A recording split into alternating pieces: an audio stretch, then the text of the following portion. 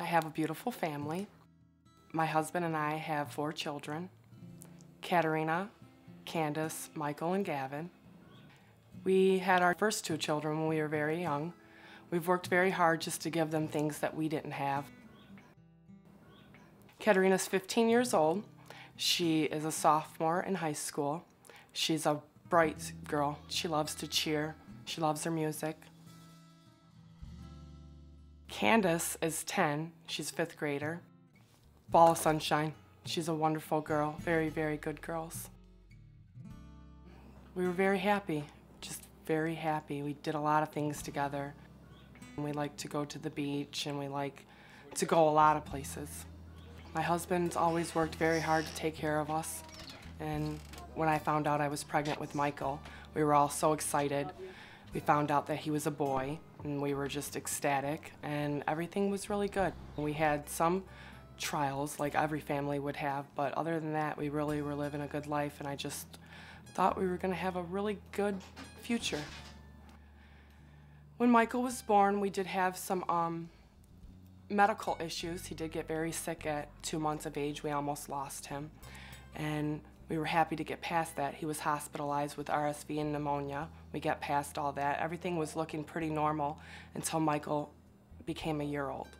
When he became a year old, I started to have some concerns. It was more behavioral. I didn't realize that he really didn't have the language that he was supposed to have. That was my first suspicion, though, was the behavior. So I took him to the doctor at about 15 months old, just on a regular visit to bring up a few things. And that's when we got a referral to go to a neurologist at Children's Hospital. When we went to the neurologist for the evaluation, it was intense. But when the doctor came in, she did not spend more than 2 minutes with my son and looked at me and said, "Your son has autism," and then walked away. She didn't give me any support or any hope or faith. I was left blank. They didn't tell me what to do. They didn't even say good luck. And then that's when I just went on a mission to find help for him and for us. They really didn't give me anything at all. It's very sad. No hope, nothing. He was diagnosed right before his 2nd birthday. I did not know where to go, what to do. I didn't even know what autism was. I just knew that it hurt a lot. Then I went in search of answers, search for help. We invested in a computer and the internet, because that's where I first started, and that's where I found resources and attempts on where to go, where to get help. We found through the Wayne County Community Mental Health a TOTE program, which is an early intervention that a child can receive before they turn 3 years old. And after that, we found the Guidance Center, and that's where I've went for all my help, and that's where we go for everything. We have to stick to a very strict schedule. Routine is everything. We change his routine, and our whole next couple of days or weeks can be different. He lives in his own little world in a way. We have to join his world because he's not ready to come into our world yet.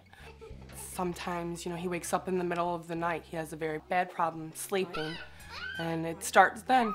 Brushing his teeth is hard. Taking a bath is hard. He has lots of sensory issues, so to get him in the tub sometimes could take a while. To get him to wash up can take a while. Everything about taking care of my child, it's hard. It's not like raising a typical child with just get up, get dressed, let's go to school. No, one little turn and the whole day could be a disaster. Come on. There are so many things that we have to avoid that we cannot do as a family anymore. I can't just pick up and let's go, kids.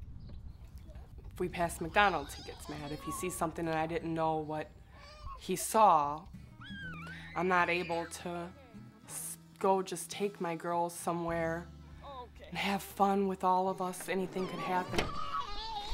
Hey. And it's hard just going for a walk sometimes. Things are a lot different now. Which way are we going? As a mother of 4, I have not been able to give my other children what they need.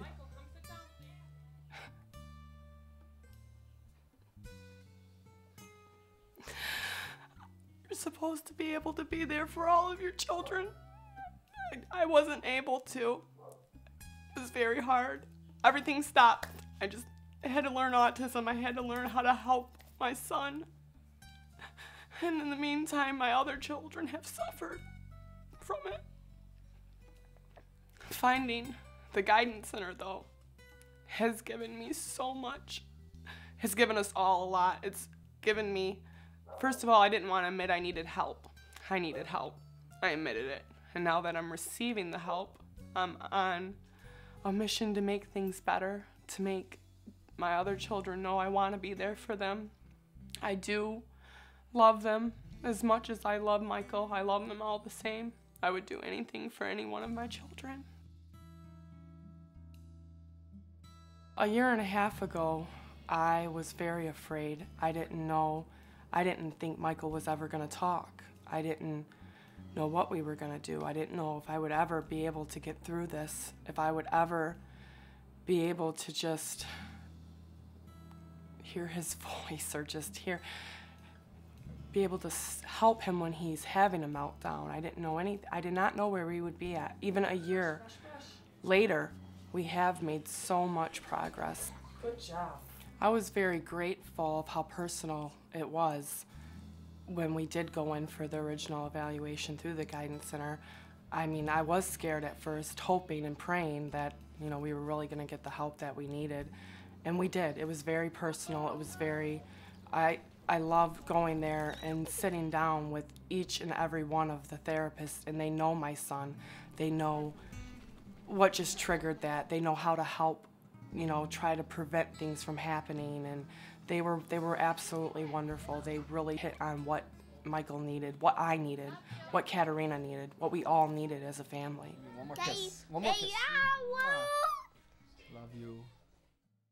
Hearing my son's voice for the first time was amazing.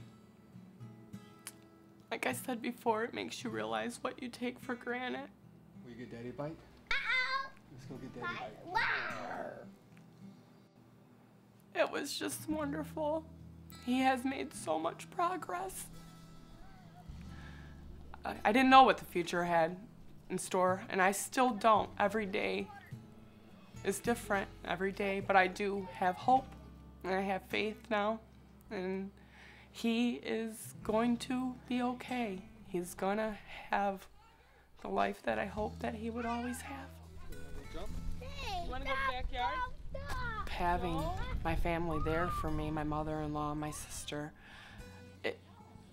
I was able to do what I had to do. I was able to breathe. I was able to go to certain appointments, and I was able to find the help that I needed and be able to go to every other day treatment and be able to go to outside support groups, outside anything that had to do with autism. I was on a mission, anything to learn, anything and everything.